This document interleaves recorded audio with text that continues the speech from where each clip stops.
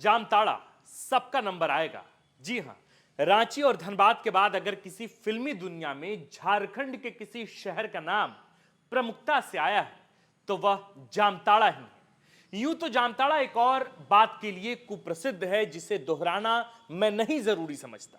झारखंड विधानसभा चुनाव में इस बार जामताड़ा पर सबकी नजरें दो वजहों से रहने वाली।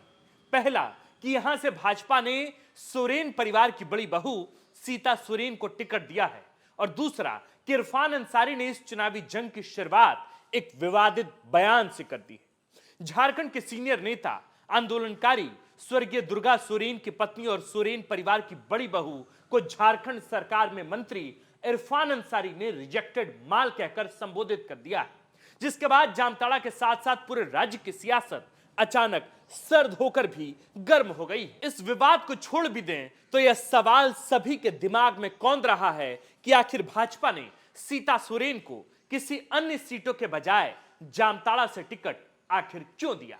क्या इरफान अंसारी के खिलाफ सीता सोरेन जीत पाएंगी? क्या भाजपा ने टिकट के बंटवारे में कोई गलती कर दी, बड़ी गलती कर दी, या फिर उनके आकलन से इस बार इरफान अंसारी के लिए जामताड़ा में जीत मुश्किल होने वाली है? ये तो कहने की बातें हैं। सभी पार्टियों को लगता है कि वे जीत ही रहे हैं, लेकिन आंकड़े क्या कहते हैं, समीकरण क्या कहते हैं और पिछला रिकॉर्ड क्या कहता है, खासकर तब जब भाजपा सांसद का दावर नेता निशिकांत दुबे ने यह घोषणा कर दी है कि वे चुनाव तक संताल परगना की 18 सीटों पर जमे रहेंगे और विशेषकर जामताड़ा में सीता सोरेन के लिए प्रचार प्रसार भी करेंगे। निशिकांत दुबे संताल में कई सीटों पर प्रभाव रखने वाले व्यक्तित्व हैं। उनके होने से सियासी समीकरण पर बहुत फर्क पड़ता है। जामताड़ा पर वे क्या असर डाल पाएंगे, यह भी एक बड़ा सवाल है। राज्य की हॉट सीटों में शामिल हो चुकी जामताड़ा में कौन से मुद्दे हावी हैं, किस पक्ष में इरफान मजबूत हैं और सीता कमजोर, या फिर सीता सोरेन के क्या है मजबूत पक्ष और कहां कमजोर पड़ रहे हैं इरफान अंसारी। तफसील से, विस्तार से, तथ्यों और तर्कों के साथ हम इन सभी सवालों के जवाब आज आप तक पहुंचाएंगे, क्योंकि आप झारखंड का इकलौता विश्लेषण देख रहे हैं जहां आपके सभी सवालों के जवाब मिलते हैं। तो फिर चलिए बिना किसी देरी के शुरू करते हैं आकलन जामताड़ा सीट की और बताते हैं आपको कि सीता और इरफान में से कौन है यहां मजबूत दावेदार। नमस्कार, जोहार, हमारा नाम है आकाश आनंद और आप देखना शुरू कर चुके हैं द फोर्थ पिलर का सबसे अधिक देखा जाने वाला विश्लेषणात्मक कार्यक्रम, जिसका नाम है सियासी कहानियां सीजन 2।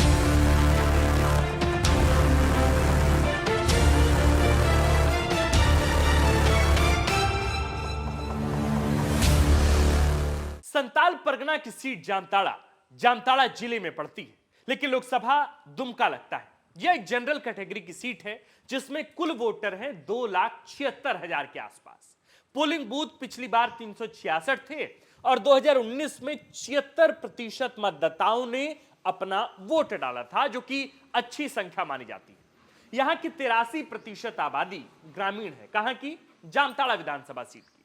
17% शहरी लोग हैं।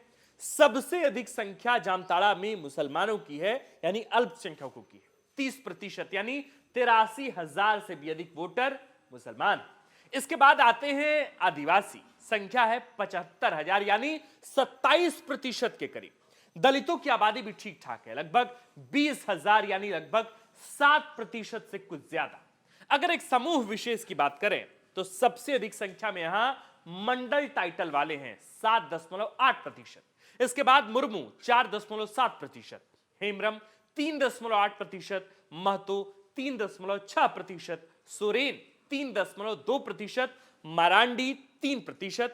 इसके अलावा यहां दास, सिंह, राय, पंडित, टुड्डू, हांसदा, बावरी, किस्कू, यादव, साव आदि टाइटल या तो जातियों के लोग रहते हैं। साफ है कि मुस्लिम और आदिवासी वोटर निर्णायक हैं और यही वजह है कि यहां से इरफान अंसारी का परिवार जीतता रहा है या दूसरे नंबर पर रहा है। जी हां, झारखंड गठन के ठीक पहले साल 2000 के बिहार विधानसभा चुनाव में कांग्रेस के टिकट पर फुरकान अंसारी ने 9,000 वोट से भाजपा के विष्णु प्रसाद भैया को चुनाव में मात दिया था। फिर 2005 में विष्णु प्रसाद भैया ने फुरकान अंसारी को 3,000 वोटों से पटकनी दी। साल 2009 में यह सीट झारखंड मुक्ति मोर्चा के खाते में गई और यहां से दिशोम गुरु शिबू सोरेन खुद चुनाव लड़े और जीते भी। इसके बाद एंट्री हुई इरफान अंसारी की, जिन्होंने यहां से 2 बार लगातार चुनाव जीता, या यूं कहें कि यहां से वे कभी हारे ही नहीं। 2019 में तो उनकी जीत का अंतर 38,000 से भी अधिक था। अब सबसे बड़ा सवाल कि आखिर क्या वजह है कि इरफान अंसारी की लगातार जामताड़ा से जीत होती है। जब हमने यही सवाल जामताड़ा के लोगों से दोहराया तो उन्होंने बताया कि इरफान सबके लिए हमेशा उपलब्ध है, यानी सर्वसुलभ है, हर किसी का काम करते हैं और जनता से उनका कनेक्ट बढ़िया है। यही जनाधार उन्हें इस बात के लिए आश्वस्त करता है। दूसरी बात सीता सोरेन, जो पहली बार यहां से चुनाव लड़ रही हैं विधानसभा का। यूं तो बड़े कद की नेता हैं, लेकिन सीट बदलने का औचित्य मुझे समझ में नहीं आया। जाहिर है भाजपा जामताड़ा के आदिवासी वोटरों पर फोकस कर रही है। 27% आदिवासी वोटरों के अलावा भाजपा के लिए प्लस पॉइंट यहां क्या है? यह है कि यहां राजपूत, ब्राह्मण और दलित वोटरों का कुछ बड़ा हिस्सा है। इनकी संख्या कितनी है? लगभग 10 से 15%, यानी आदिवासी वोटरों में जोड़कर 40% हो जाता है यह पूरा वोट बैंक। हालांकि अब पूरा वोट भाजपा को नहीं जाने वाला है, यह बात भी आप समझ लीजिए। कुल मिलाकर आंकड़ों के गणित में कांग्रेस यानी इरफान अंसारी को बढ़त मिलती दिखती है, उनकी स्थिति मजबूत लगती है। लेकिन सिर्फ आंकड़े ही सब कुछ चुनाव में तय नहीं करते। कई बार नैरेटिव, कई बार मुद्दे और कई बार लहर भी चीजें तय करती हैं। देखिए, बात करते हैं जामताड़ा के समीकरणों की। देखिए, जामताड़ा में बतौर विधायक इरफान से कोई खासा नाराजगी तो नहीं दिखती, अगर है भी तो नजर नहीं आ रही। ना कोई उस तरह का विरोध है, ना कोई उस तरह की एंटी इनकम्बेंसी है, और हाल ही में वे मंत्री भी बनाए गए हैं, जिससे उनका कद पार्टी में, संगठन में और भी बड़ा हो जाता है। लेकिन हाल का उनका बयान उनके लिए मुसीबत खड़ी कर सकता है दोस्तों। उन्होंने जिस तरह एक महिला प्रत्याशी के बारे में टिप्पणी की, अभद्र टिप्पणी की, उसे भाजपा मुद्दा बनाने की राजकीय स्तर पर कोशिश कर रही। सोशल मीडिया पर लगातार इस बारे में कुछ लिखा कहा जा रहा है, लेकिन इसका जामताड़ा के लोगों पर कितना असर पड़ेगा कहा नहीं जा सकता।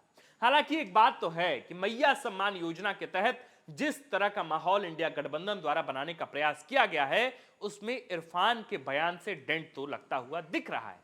इन सब के ऊपर सीता सोरेन का जामताड़ा में पहली बार चुनाव लड़ना लोगों के लिए बहुत स्वीकार्य होगा या नहीं, यह भी देखना दिलचस्प होगा। पहले सीता सोरेन झारखंड मुक्ति मोर्चा से भाजपा में गई, फिर दुमका से सांसदी का चुनाव लड़ा, पर चुनाव हार गई।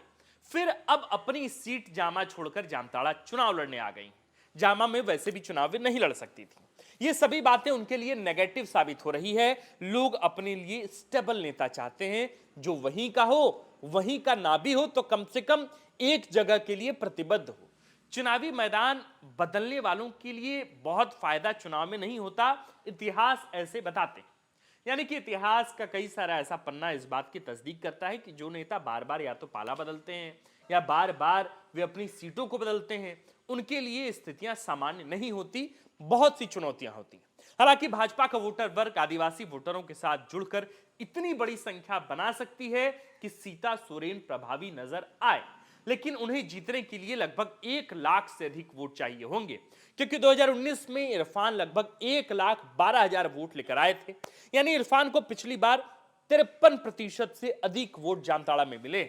यह आंकड़ा बड़ा है। सीता सोरेन को बहुत मेहनत करने की जरूरत है, क्योंकि मुकाबला 2 लोगों के बीच है। पूरी संभावना है कि जीतने वाला प्रत्याशी 45 से 50% वोट तक पहुंच सकता है। सीधी सी बात है, जब प्रत्याशी अधिक हो तो कम वोट में भी जीत हासिल की जा सकती है, लेकिन जब प्रत्याशी सिर्फ 2 हो तो जीत के लिए अधिक वोट चाहिए होंगे। पहली बार चुनाव लड़ रही सीता सोरेन के लिए यह एक मुश्किल आंकड़ा है जामताड़ा में, खासकर तब जब वोट काटने के लिए कोई तीसरा मोर्चा जामताड़ा में प्रभावी नहीं।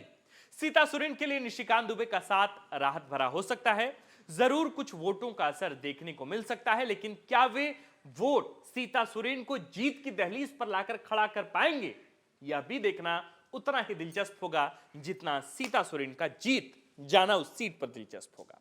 दोनों नेता परिवारवाद का उदाहरण है, इसलिए इस तरह के मुद्दे वहां वे दोनों नहीं उठाएंगे। लेकिन जिस तरह विवादित बयान से जामताड़ा की राजनीति और राज्य की राजनीति की शुरुआत हुई है, संभव है कि दोनों के बीच जुबानी जंग और भी देखने को मिलेगी। मैं बस उम्मीद करता हूं कि बयान मर्यादित हो, कंपटीशन हेल्दी हो, जामताड़ा के मुद्दों की बात हो तो युवाओं में रोजगार को लेकर नाराजगी है, इसके अलावा सड़क, पानी, बिजली आदि आम मुद्दे यहां के लोगों के जहन में हों, इसी पर चुनाव हो तो फिर मजा आए।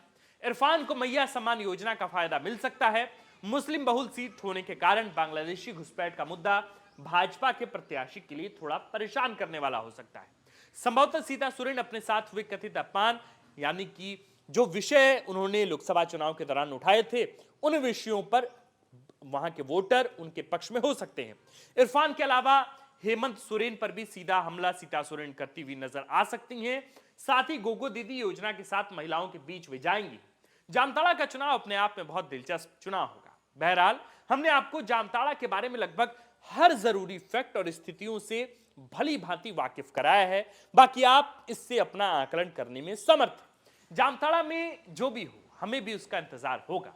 आगे अगर कोई अपडेट आती है तो हम आप तक जरूर पहुंचाने की कोशिश करेंगे। तब तक के लिए मुझे दीजिए इजाजत। जाने से पहले वही पुरानी गुजारिश, विश्लेषण कैसा लगा हमें कमेंट में लिखकर जरूर बताएं। साथ ही इस वीडियो को जामताड़ा के भी अन्य साथियों के साथ साझा करें, नेताजी के साथ भी साझा करें, इरफान अंसारी भी देखें, सीता सोरेन भी देखें और देखकर फीडबैक बताएं कि क्या उन्हें कुछ नए आंकड़े इस वीडियो के माध्यम से मिल पाए। बाकी आप देख रहे थे द फोर्थ पिलर। हमारा नाम है आकाश और कैमरे के पीछे हैं नीरज। शुक्रिया।